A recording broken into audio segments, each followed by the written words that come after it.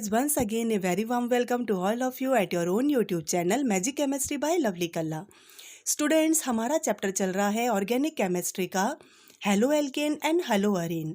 तो इस चैप्टर की जो लास्ट वीडियोस थी उसमें मैंने आपको इस चैप्टर का इंट्रोडक्शन बता दिया और किसी भी ऑर्गेनिक कंपाउंड के IUPAC नेम को कैसे लिखा जाता है उसका एक छोटा सा फॉर्मूला दिया और बहुत सारे एग्जाम्पल्स भी बता दिए। अब जो आज की हमारी नई वीडियो है उसमें मैं आपको बताऊंगी एल्किल हैलाइड्स जो है यानी कि RX जिसको लिखते हैं हम, वो कैसे प्रिपेयर किया जाता है।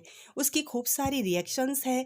इन रिएक्शंस को बिल्कुल इजी वे में मैं आपको याद करवाऊंगी। तो आ जाइए हम एल्किल हैलाइड को प्रिपेयर करते हैं।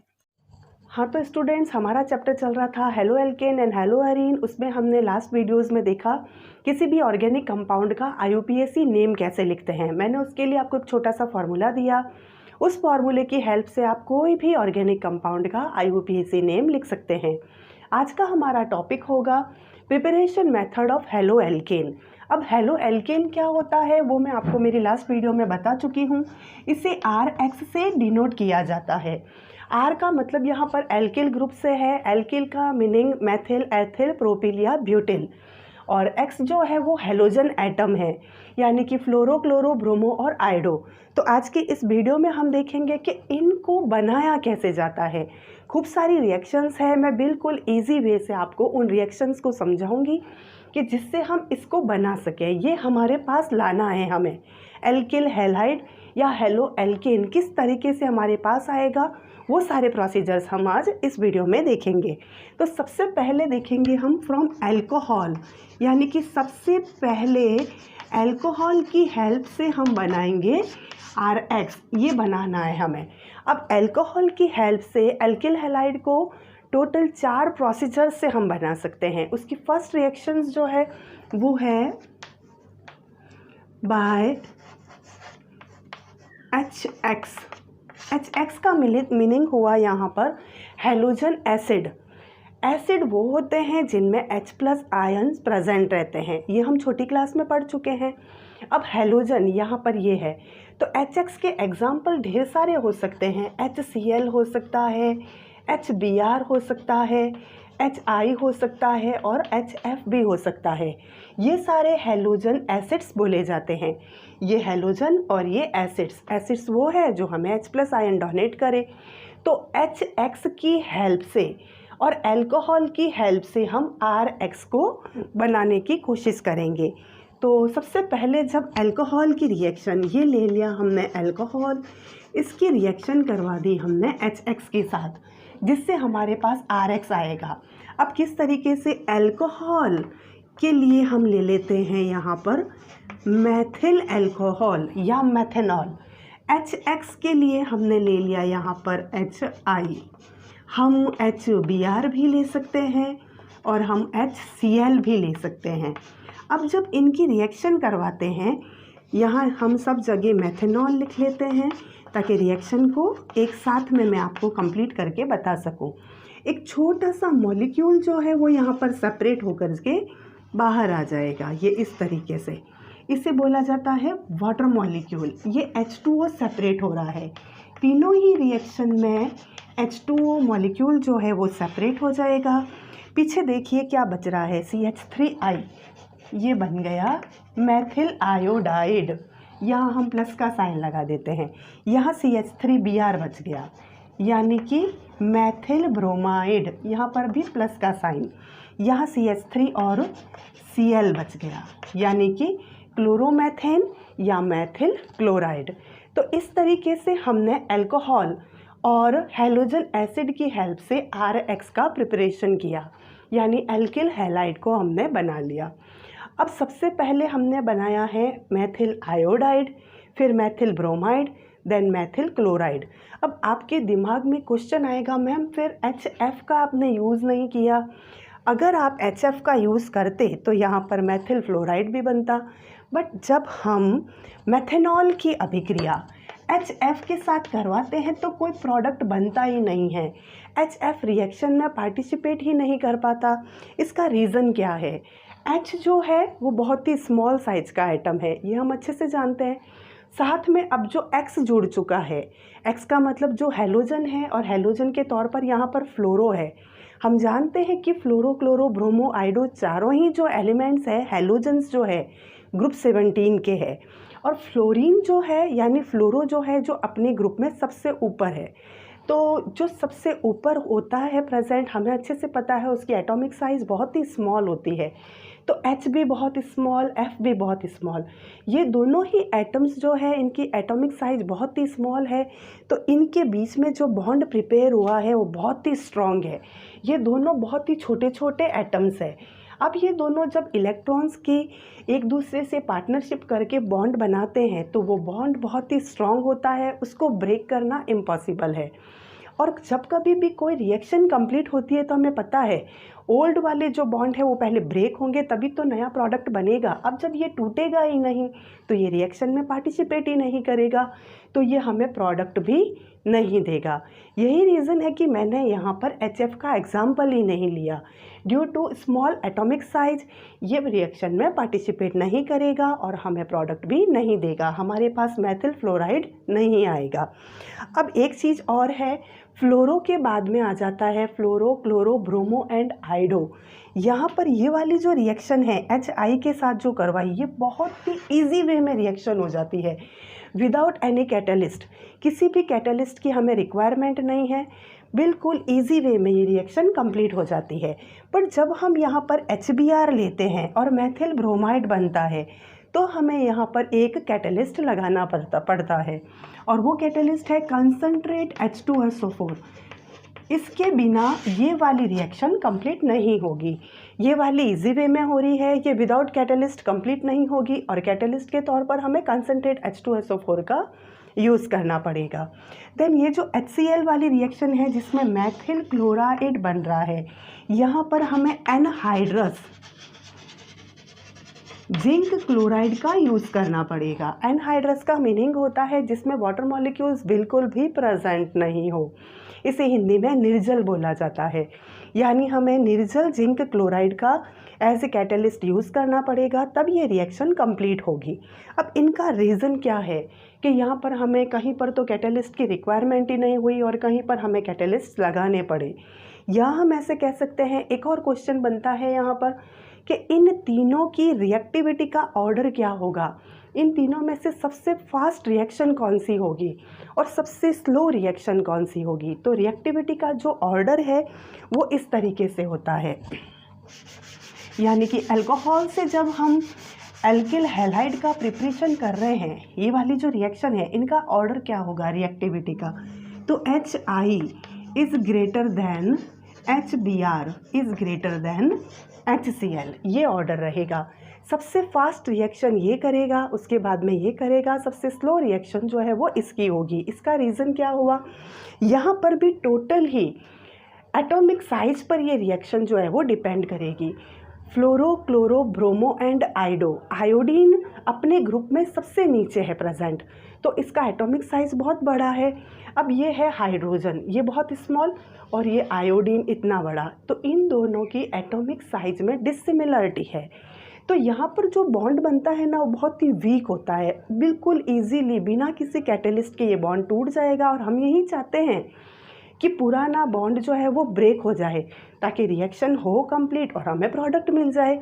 तो रिएक्शन की रिएक्टिविटी का ऑर्डर ये होगा कि HI बहुत इजीली रिएक्शन करेगा, देन ब्रोमो ये उसके बाद में, और सबसे बाद में ये, क्योंकि फ्लोरो देन क्लोरो, तो फ्लोरीन तो रिएक्टिविटी शो ही नहीं कर रहा है, फिर क्लोरीन प्रेजेंट है तो क्लोरीन की भी एटॉमिक साइज़ इन दोनों की कंपेरेटिवली बहुत ही स्मॉल होती है।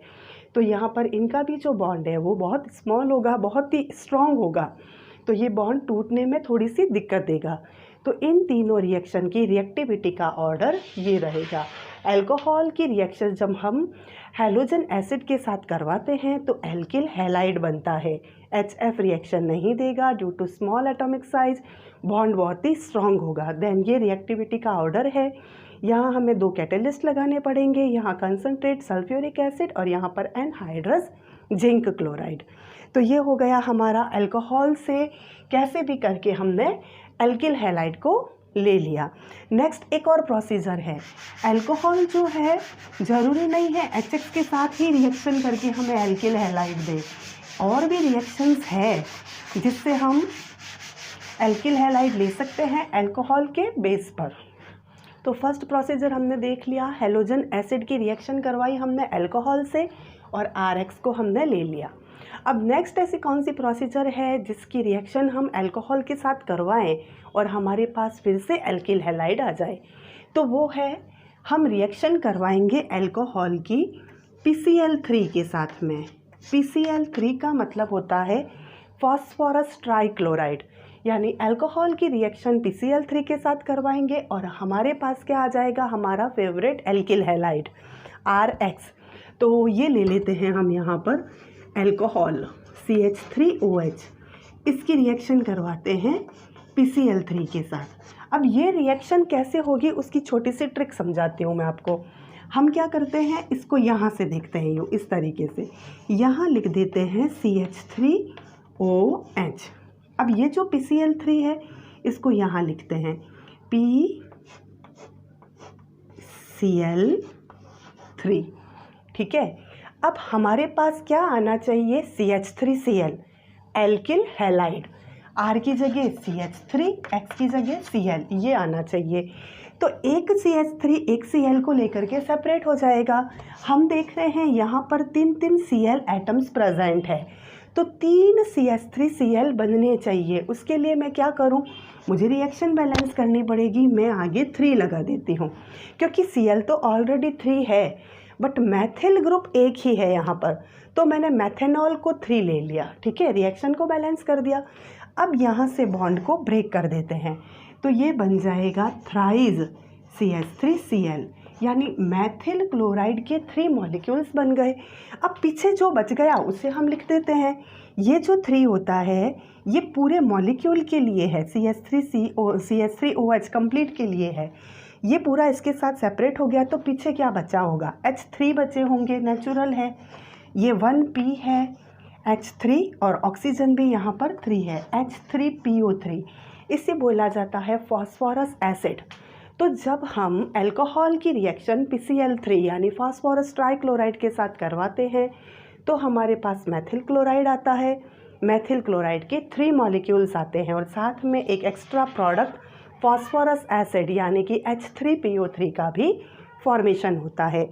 नेक्स्ट रिएक्शन हम देख लेते हैं PCl5 के साथ में।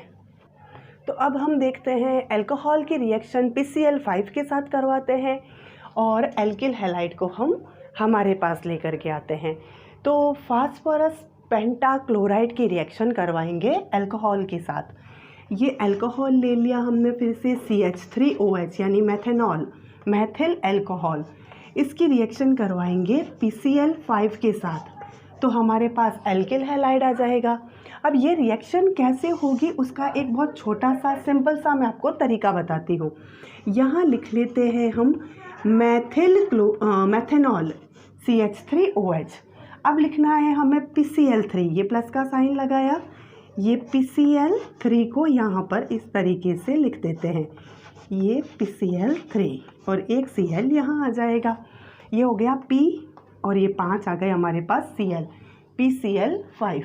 अब जब ये रिएक्शन करेंगे कुछ इस तरीके से यहाँ पर बॉन्ड टूटेगा, तो एक तो बन जाएगा हमारे पास में CH3Cl। फिर देखो क्या बच रहा है, POCl3, यहाँ लिख देते हैं POCl3। एक बन गया हमारे पास में HCl, हाइड्रोक्लोरिक एसिड या हाइड्रोजन क्लोराइड। तो फर्स्ट या मेन प्रोडक्ट हमारा जो कि हम चाहते हैं कि एल्किल हैलाइड हो, हमारे पास में मैथिल क्लोराइड आ गया। POCl3 को बोला जाता है फॉस्फोरस ऑक्सीक्लोराइड और ये है HCl। तो अल्कोहल की रिएक्शन PCl5 के साथ करवाई तब भी हमारे पास में मैथिल क्लोराइड आ गया। अब नेक्स्ट जो रिएक्शन है वो भी अल्कोहल से ही होगी। अल्कोहल की रिएक्शन हम करवाएंगे थायोनिल क्लोराइड के साथ। तो अब हम देख लेते हैं अल्कोहल की रिएक्शन थायोनिल क्लोराइड के साथ। थायोनिल क्लोराइड का फॉर्मूला है SOCl2। ये हम कर क्या रहे हैं, एक बार आपको रिमाइंड करवा देती हूँ। हम हेलो एल्केन्स को बना रहे हैं अल्कोहल की हेल्प से। तो अल्कोहल से एल्किल हैलाइड बनाने के लिए टोटल 4 रिएक्शंस है, उसमें से 3 हम देख चुके हैं। पहली हमने देखी हैलोजन एसिड्स के साथ यानी HX के साथ। HX के लिए हमने HCl लिया, HBr लिया और HI लिया। उसमें से HF ने रिएक्शन नहीं की क्योंकि उसका एटॉमिक साइज़ बहुत ही स्मॉल था, बॉन्ड बहुत स्ट्रॉन्ग था, तो वो टूटता ही नहीं है, तो प्रोडक्ट फॉर्मेशन नहीं होता। उसके बाद में हमने देखा PCl3 के साथ अल्कोहल की रिएक्शन, फिर हमने देखा PCl5 के साथ अल्कोहल की रिएक्शन। अब हम देखेंगे थायोनिल क्लोराइड की अल्कोहल के साथ रिएक्शन, जिससे कैसे भी करके एल्किल हैलाइड बन जाए। ये रिएक्शन नेम रिएक्शन है, इस रिएक्शन को डार्जन रिएक्शन बोला जाता है और ये पूछी जाती है एग्ज़ाम में। बहुत ही इम्पोर्टेंट रिएक्शन है, इसको मैं आपको बहुत ही सिंपल ट्रिक से समझाऊंगी। यहाँ हम ले लेते हैं अल्कोहल CH3OH। अब इसकी रिएक्शन करवाएंगे SOCl2 के साथ यानी थायोनिल क्लोराइड के साथ। ये जो रिएक्शन है वो पिरिडिन की प्रेजेंसी में ही कंप्लीट होती है।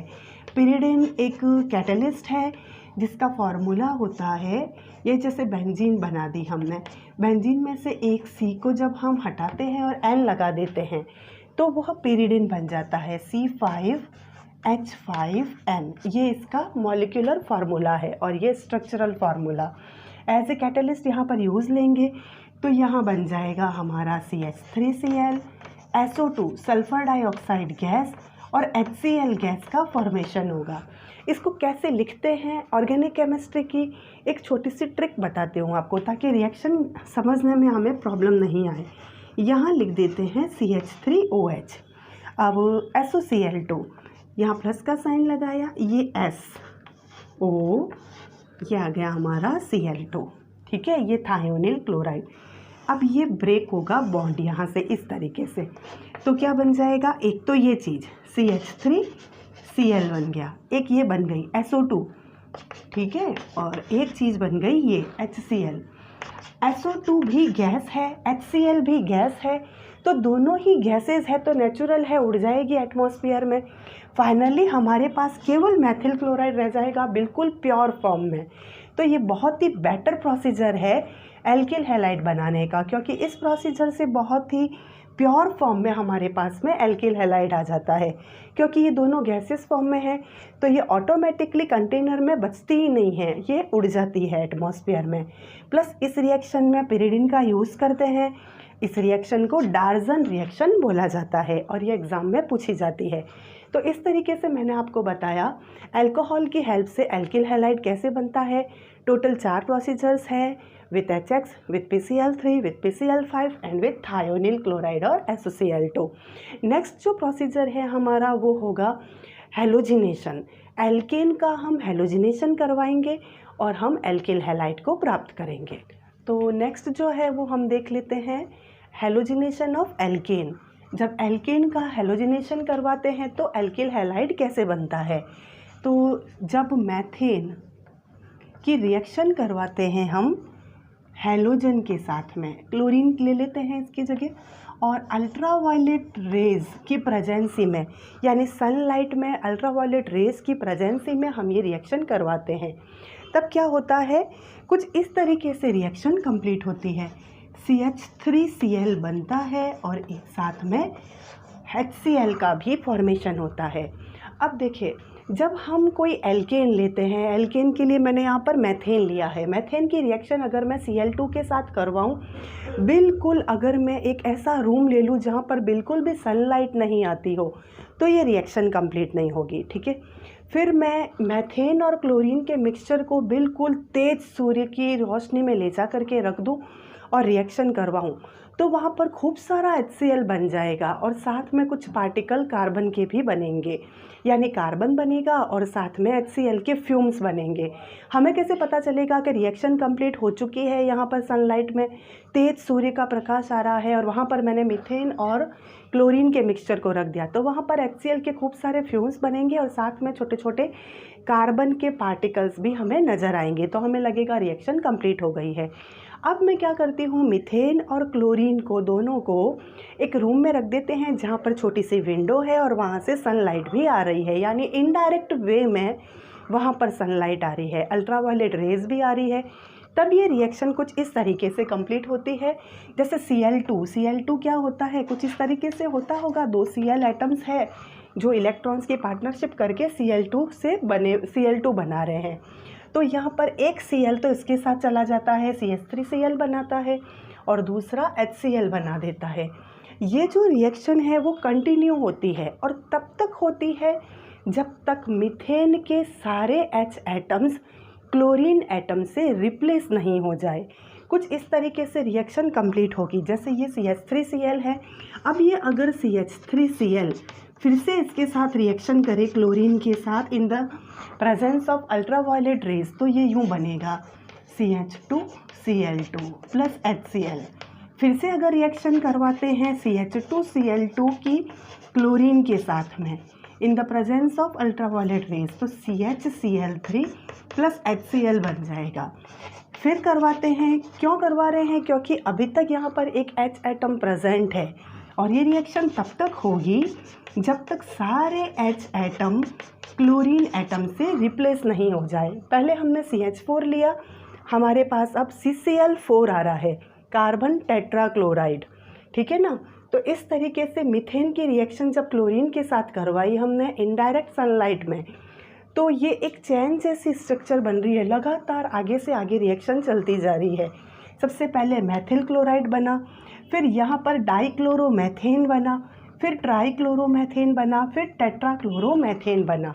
कुल मिलाकर के तब तक रिएक्शन हुई जब तक सारे H एटम सारे क्लोरीन एटम से रिप्लेस नहीं हो गए। ये जो रिएक्शन है इसको चैन रिएक्शन बोला जाता है। कोई भी चैन रिएक्शन हो उसकी मैकेनिज़्म होती है और उस मैकेनिज़्म में 3 स्टेप्स हमें देखने को मिलते हैं। तो अब हम देख लेते हैं ये जो चैन रिएक्शन है इसकी मैकेनिज़्म जो है वो किस तरीके से कंप्लीट होती है। इसमें टोटल 3 स्टेप्स है। तो ये जो चैन रिएक्शन है जिसमें कि हमने मैथेन लिया, क्लोरीन के साथ रिएक्शन करवाई, रिएक्शन तब तक कंप्लीट हुई जब तक सारे H एटम Cl से रिप्लेस नहीं हुए, इसे चैन रिएक्शन बोला जाता है। इसकी मैकेनिज़्म को अब हम देखेंगे। इसकी जो मैकेनिज़्म है वो 3 स्टेप्स में कंप्लीट होती है। फर्स्ट जो इसका स्टेप है वो है चैन इनिशिएशन स्टेप, यानी कि श्रृंखला को हम सबसे पहले स्टार्ट कैसे करते हैं वो वाला स्टेप। तो सबसे पहले क्लोरीन गैस जो है वो अल्ट्रावायलेट रेज की प्रेजेंसी में कुछ यूँ डिवाइड हो जाती है, हमें कुछ इस तरीके से क्लोरीन प्राप्त होती है। तो ये क्या चीज़ है, क्लोरीन गैस क्या होती होगी, नेचुरल है, ये एक क्लोरीन का इलेक्ट्रॉन, ये दूसरे क्लोरीन का इलेक्ट्रॉन, इन दोनों में पार्टनरशिप हुई तब ये कुछ ऐसा बना होगा। जब ये अल्ट्रावायलेट रेज की प्रेजेंसी में होती है तो इसका होमोलाइटिक फिजन हो जाता है, यानी कि यहाँ पर क्लोरीन मॉलिक्यूल जो है एक एक इलेक्ट्रॉन देकर के क्लोरीन एटम्स में वापस कन्वर्ट हो जाते हैं। ये क्लोरीन अपना एक इलेक्ट्रॉन लेकर, दूसरा क्लोरीन अपना एक इलेक्ट्रॉन लेकर के सेपरेट हो जाते हैं और इनको बोला जाता है फ्री रेडिकल। फ्री रेडिकल क्या होता है ये मैं आपको पहले बता चुकी हूँ।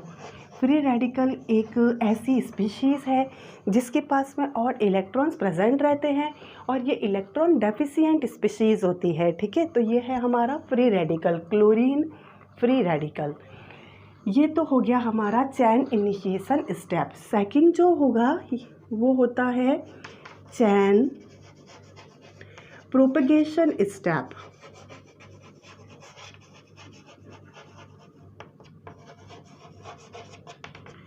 इसमें ये जो क्लोरीन फ्री रेडिकल है ये मीथेन हमारा जो सबसे पहले हमने लिया था CH4, ये इसके ऊपर जाकर के अटैक करता है। अब जैसे कि ये जो क्लोरीन फ्री रेडिकल है ये इसके ऊपर अटैक करेगा इस तरीके से। ये मीथेन है हमारी CH4 जिसमें कार्बन जो है अपने 4 इलेक्ट्रॉन्स की पार्टनरशिप कर रहा है 4 H एटम्स के साथ। ये जाएगा वहाँ पर और एक H को लेकर के सेपरेट हो जाएगा, ये कुछ इस तरीके से HCl में कन्वर्ट हो जाएगा, यानी कि ये फ्री रेडिकल गया इसके पास में, ठीक है। अपना एक इलेक्ट्रॉन लेकर के गया, इसको बोला तू अपना एक इलेक्ट्रॉन लेकर के मेरे पास आ जा, ये बन गया यहाँ पर HCl। अब यहाँ पर ये बेचारा CH3, यहाँ पर इसका एक इलेक्ट्रॉन पड़ा हुआ है, ये अपना एक इलेक्ट्रॉन लेकर के सेपरेट हो जाता है, इसे बोला जाता है मैथिल फ्री रेडिकल, ठीक है, ये था क्लोरीन फ्री रेडिकल, ये है मेथिल फ्री रेडिकल।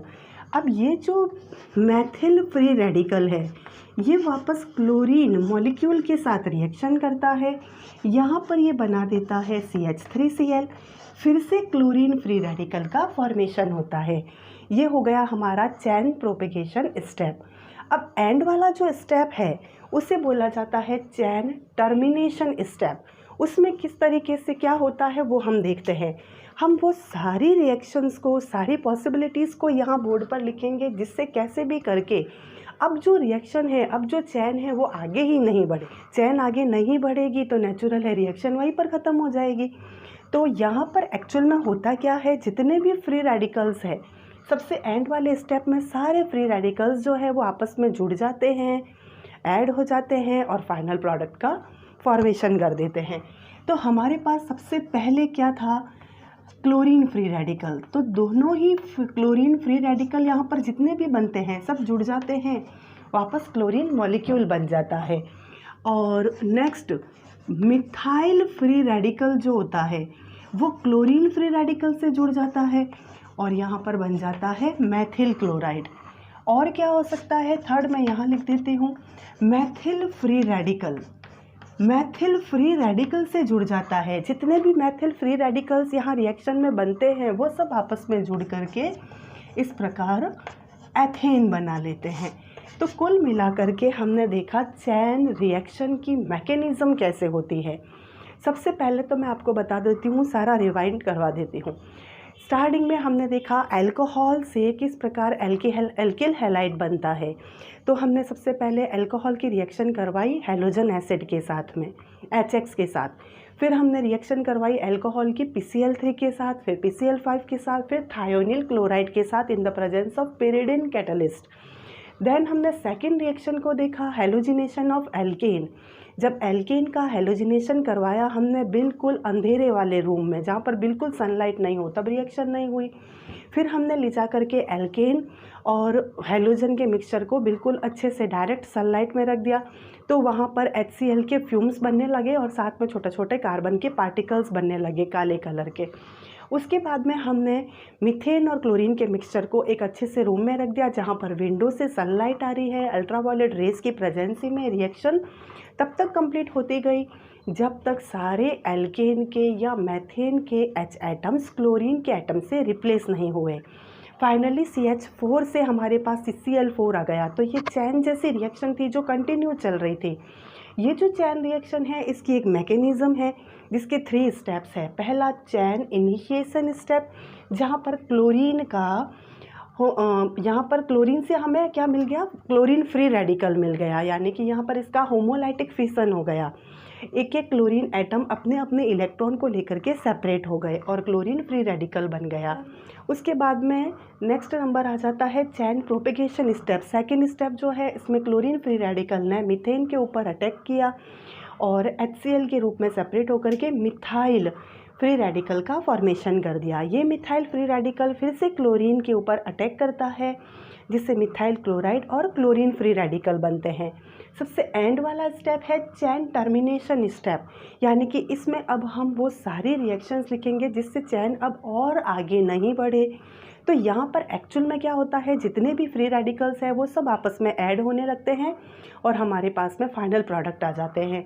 तो क्लोरीन फ्री रेडिकल्स जुड़ गए, methyl free radical, chlorine free radical जुड़ गया और मिथाइल फ्री रेडिकल आपस में जुड़ करके फाइनली हमें इथेन देते हैं। तो ये हो गई हमारी चैन रिएक्शन की मैकेनिज़्म। नेक्स्ट जो वीडियो होगी उसमें मैं आपको बताऊंगी कि किस प्रकार से और ऐसी रिएक्शंस है जिससे हमारे पास एल्किल हैलाइड आ जाए। हमारा टॉपिक ही यही चल रहा है, एल्किल हैलाइड को कैसे बनाया जाए। उसमें से मैंने आपको 2 तो क्लियर करवा दी, अल्कोहल वाली और हैलोजिनेशन ऑफ एल्केन वाली। नेक्स्ट जो प्रोसीजर है वो हम नेक्स्ट वीडियो में देखेंगे। तब तक बने रहिए आप मेरे इसी चैनल के साथ, और अगर आपने सब्सक्राइब नहीं किया है तो जल्दी से आप मेरे चैनल को सब्सक्राइब कर दीजिए।